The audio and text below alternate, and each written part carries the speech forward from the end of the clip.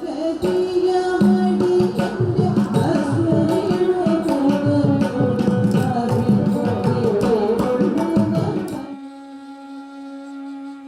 नदियां रेत की प्राकृतिक स्रोत हैं और यही रेत किसी न किसी प्रकार से हम सब के जीवन का एक हिस्सा भी है। रोटी, कपड़ा और मकान की 3 मौलिक आवश्यकताओं में इस युग में रेत के बिना भवन निर्माण की कल्पना भी नहीं हो सकती है। लेकिन क्या नदियों से रेत का अनियंत्रित खनन इस बहुमूल्य प्राकृतिक संसाधन को लंबे समय तक बनाए रखेगा? शायद नहीं। अति अधिक रेत खनन से नदी और उसके आसपास के पर्यावरण को नुकसान पहुंचता है। गहरे गड्ढों से नदी के तलछट में भारी खनिज भंडारों में जमा होने से जल की गुणवत्ता में परिवर्तन आता है और पशु एवं पौधों के ठिकानों पर भी विनाशकारी असर होता है। आसपास के क्षेत्रों में भूजल का स्तर नीचे गिर सकता है और नदी के किनारों के कटाव की संभावनाएं बढ़ जाती हैं। पुल, सड़क और भवन ढह जाने का या बह जाने का खतरा भी कई गुना बढ़ जाता है। ऐसे में तो नदियों का प्राकृतिक सौंदर्य, जीव विविधता और प्राकृतिक संतुलन सभी को आघात पहुंचना लगभग तय है। केरल जैसे तटीय क्षेत्रों के लिए ये इस लिहाज से भी घातक है क्योंकि यहाँ सागर का खारा पानी इन जलाशयों में आसानी से प्रवेश कर सकता है। इन्हीं कारणों से केरल हाई कोर्ट के हस्तक्षेप के बाद केरल राज्य ने 2001 में the Kerala protection of river banks and regulation of removal of sand act 2001 लागू किया। इस कानून के आने से जहां केरल की नदियों को जीवन दान मिलने की संभावनाएं बनी, वहीं सरकार पर रेत के नियंत्रित आवंटन का दायित्व आ गया। आसानी से शोषणीय रेत खनन पर सरकारी नियंत्रण और कोटा प्रणाली की उत्पत्ति केरल में एक बड़ी समस्या बन गई। कालाबाजारी, रिश्वतखोरी, माफिया राज और आम जनता में आक्रोश ने इस नेक पहल को मानो ग्रहण लगा दिया हो।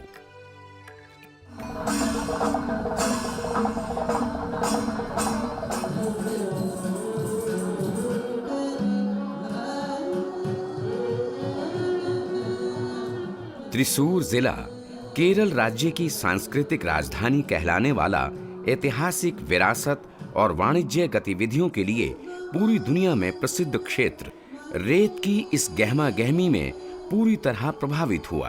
पंचायत और स्थानीय इकाइयों से मिलने वाले रेत के पासों पर रेत के माफिया का कब्जा हुआ।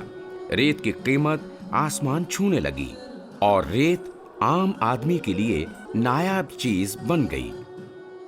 मड़ल माफिया, रेत माफिया सुबह के 4 बजे से पहले ही जट्टी पर जाकर पास ले लेते थे और ये पास कुछ ही लोग अपने कब्जे में करते थे और जरूरतमंदों को दुगने या तिगुने दामों पर बेचते थे। जिला प्रशासन ने इस समस्या से निपटने के लिए ई गवर्नेंस के रास्ते जाने का फैसला किया। टेक्नोलॉजी को काम में लाने का काम भारत सरकार के स्थानीय नेशनल इंफॉर्मेटिक्स सेंटर को सौंपा गया। पूरे कार्य प्रभाव को समझने के लिए हितधारकों और लाभार्थी प्रतिनिधियों से बैठकें की गईं। एक एक्सपर्ट कमेटी का गठन भी किया गया और इस मंथन के बाद सैंड यानी सिस्टम फॉर ऑटोमनल न्यूट्रल डिस्ट्रीब्यूशन की पहल का जन्म 2008 में एक कंप्यूटर और एक गांव से हुआ। मलयालम भाषा में ऑटोमनल नदी की रेत को कहा जाता है। Unauthorized mining of sand, and many people they started exploiting the poor people.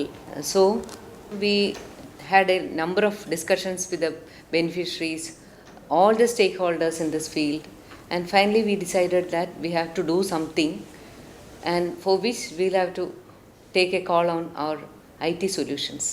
One day I am receiving a call from district collector and telling me that NIC has to take the challenge to distribute this as through a transparent system. Sand एक e governance पहल है जिसका उद्देश्य पारदर्शी तरीके से नागरिक को रेत की कंप्यूटराइज ऑनलाइन बुकिंग और इसके लिए पास उपलब्ध कराना है।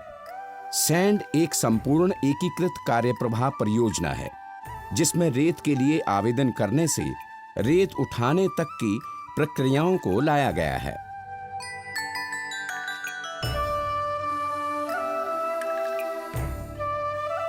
सैंड के विभिन्न घटकों और कार्यप्रणाली में एक website, central server, radio frequency identification RFID और बारकोड टेक्नोलॉजी तथा SMS सेवाओं का निर्बाध्य समांकलन सफलतापूर्वक किया गया है और मानव हस्तक्षेप को रेत के आवंटन से बिल्कुल खत्म कर दिया गया है।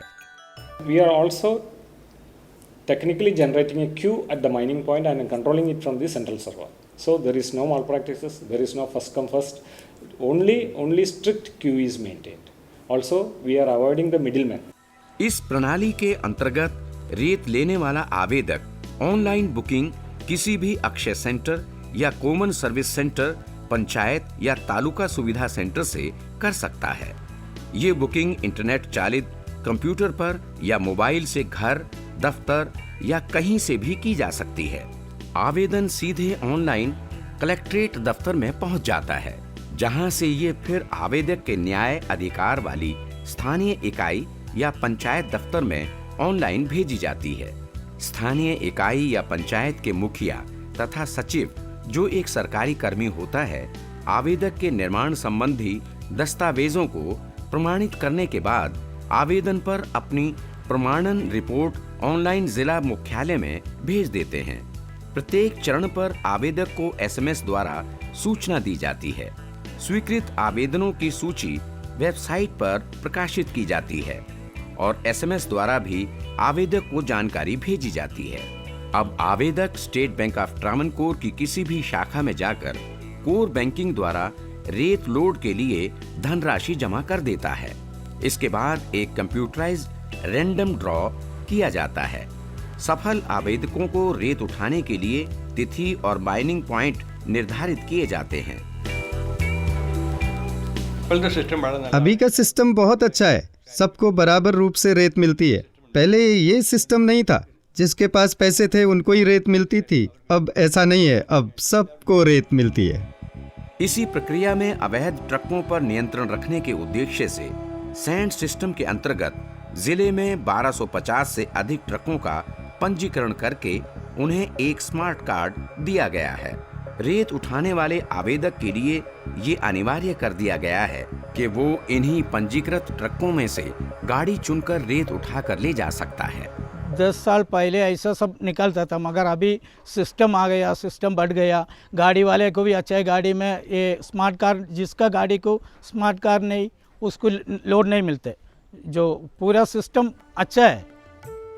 कड़ाव या माइनिंग साइट में पास का प्रमाणीकरण POS द्वारा बारकोड रीडिंग से किया जाता है। इस पर ट्रक का स्मार्ट कार्ड स्वाइप किया जाता है। दोनों का विवरण उसी समय कलेक्ट्रेट में रखे सर्वर पर चला जाता है और POS मशीन एक नया पास जारी करता है, जिसमें ट्रक की जानकारी, रेत लोड का समय, तिथि और जगह का विवरण अर्जित होता है। इसके बाद भी प्रशासन रैंडम चेकिंग द्वारा सिस्टम को और प्रभावकारी बनाता है।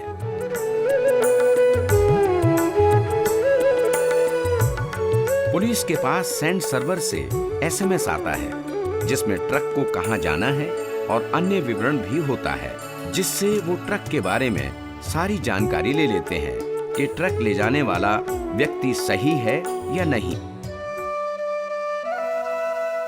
नदियों को बचाने और रेत को सबकी पहुंच में लाने के उद्देश्य से सैंड सॉफ्टवेयर सिस्टम ने ई-गवर्नेंस का एक अच्छा नमूना पेश किया है और इससे जुड़ी government to citizen, government to business, government to government services में नियमितता, पारदर्शिता और कार्यकुशलता को बढ़ाया है।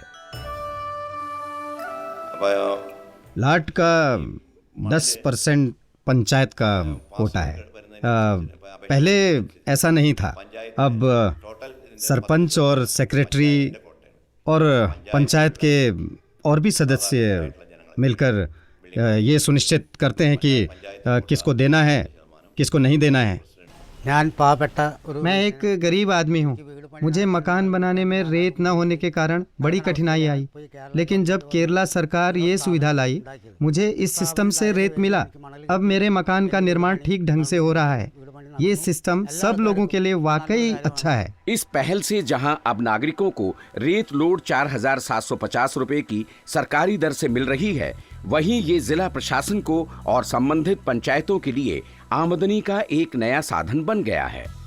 सैंड सॉफ्टवेयर सिस्टम के अंतर्गत रेत का आवंटन 75, 10 और 15 के अनुपात में नागरिकों, स्थानीय इकाइयों और सार्वजनिक कामों में संभव हो सका है। रेत से होने वाली आमदनी का तुरंत आवंटन हो सका है। रेत उठाने में लगे मजदूरों को उनके बैंक खातों में साप्ताहिक मजदूरी सीधे सीधे जमा हुई है। नदी के रखरखाव और संरक्षण के लिए रिवर मैनेजमेंट फंड को अपने हिस्से की राशि समय पर मिलने लगी है और पंचायत को भी विकास के लिए धनराशि उपलब्ध हो रही है। सैंड सॉफ्टवेयर सिस्टम की खासियत ये भी है कि सारा डाटा वास्तविक समय का होने से सब तरह की MIS रिपोर्ट आसानी से तैयार की जा सकती है। त्रिशूर में स्वचालित सैंड सॉफ्टवेयर सिस्टम एक ऐसा बिजनेस मॉडल है जिसे सरकारी खर्चे की आवश्यकता नहीं। ये स्वयं ही नाममात्र पंजीकरण शुल्क से अपने लिए वित्तीय संसाधन जुटाता है और कई जिलों में इस सफल मॉडल को दोहराया जा रहा है। सैंड का जो प्रोग्राम है डायरेक्ट कनेक्शन करता है लोगों के साथ, मैक्सिमम लोगों को रीच करता है, टेक्नोलॉजी का उपयोग करके सैंड माफिया को बाहर रखता है। ये सस्टेनेबल है। सैंड परियोजना को कई सम्मान प्राप्त हुए हैं। इनमें नेशनल ई-गवर्नेंस पुरस्कार और केरला सरकार का बेस्ट सिटीजन सेंट्रिक अवार्ड शामिल है। सैंड सॉफ्टवेयर सिस्टम ने रेत के खनन को नियमित किया और खनन पर अंकुश लगाकर रेत के विकल्प तलाशने के प्रयासों को बल दिया है और समाज में नदियों के रेत के संरक्षण के प्रति चेतना जागी है।